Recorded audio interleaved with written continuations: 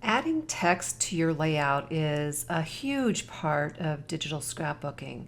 So we're going to take our time with the text, and you'll have a couple segments in the intermediate, and you'll have a lot of segments in the advanced concerning text and how to add it and how to change it and all that kind of stuff. So let's just start out with the very, very basics. As you note here, we do have a couple different layers. Each layer has their own text on it. So the word snow right there is visible whenever I turn the eye on and off. We also have the word March at the top there. And then we have the body content in the bottom right-hand corner. So let's go ahead and add those. We will be talking about basic layers in a few segments, but I do want to show you how to add text, and they will automatically create their own layers. So you'll be introduced right now. Let's go ahead and open up the flattened version. Now what I mean by flattened is that all of these layers have been put together in one layer. When you're working in the Photoshop document, PSD document, or the TIFF document, you will automatically have those layers available. This is a flattened version. It is a JPEG. It's easier to work with, but you will be working with lots of layers in the future. But just introducing you to the text option is going to be a lot easier if we have a flattened version.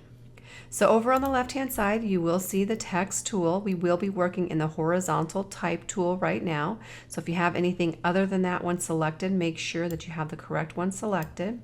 As you see, there's seven different options down here, and the one that you're going to be choosing is the horizontal type tool, the very, very first one. So I'm going to go ahead and click one time, and you'll see that there is a little blinking cursor there. Let's go ahead and type in snow, and I'm going to hold my shift key down to make sure that it is all in uppercase. So the word snow is now there. I'm going to get my move tool. You will see that it is highlighted right now, and I'm just going to move it to the upper left-hand corner. Now we are showing our bounding box. So when you get your move tool and you click and you roll over the top of the word snow, you should see a little box. If you do not see that, you can go down to your move properties box, and I usually check all of them because it is easier for me to see and to teach that way. So go ahead and choose your move tool and then make sure that all of these are selected.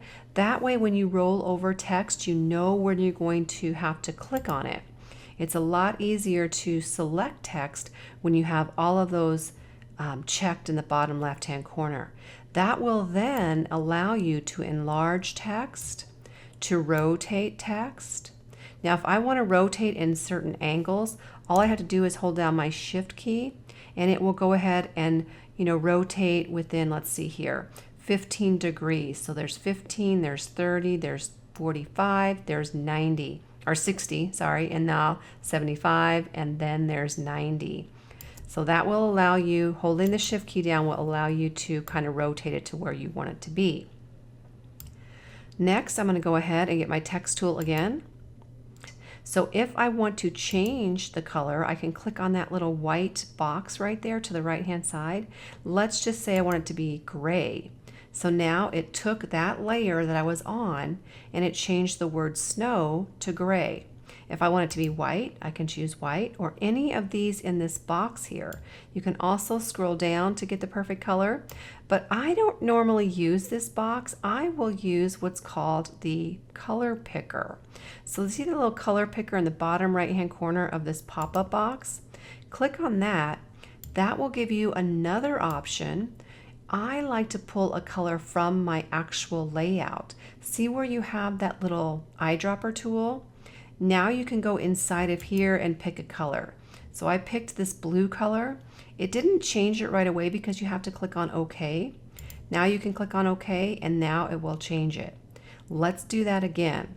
Let's go. You have your text tool. You got the color down here. I click on that.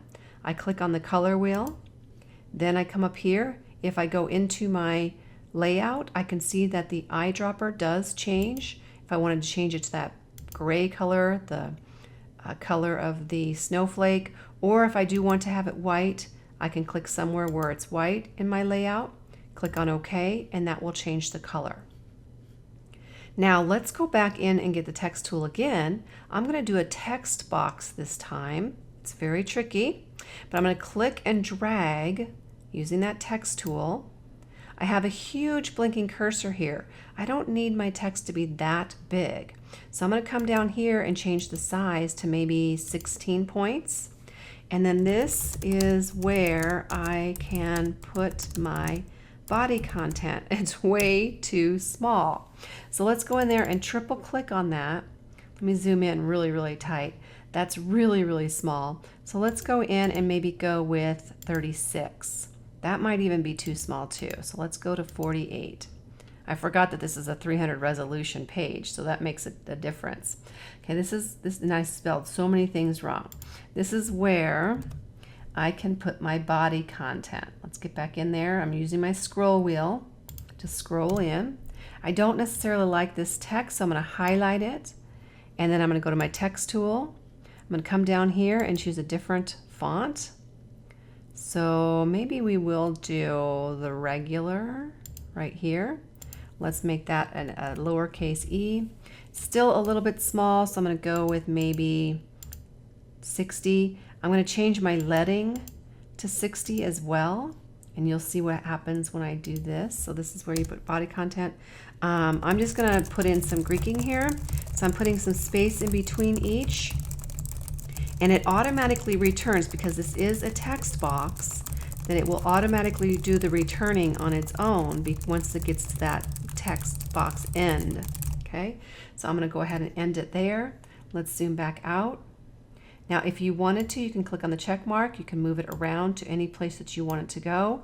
You can go back to your text box.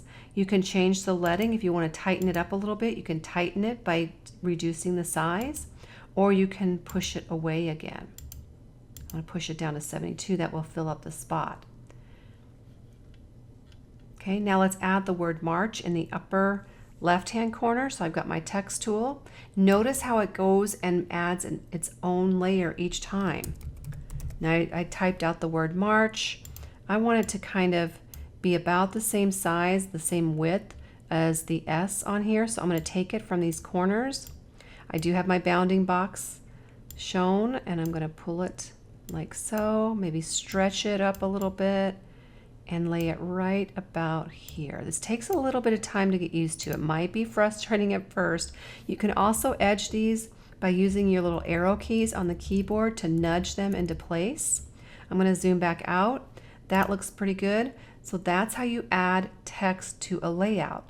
Let's now talk about how to add drop shadows and other types of styles to this text.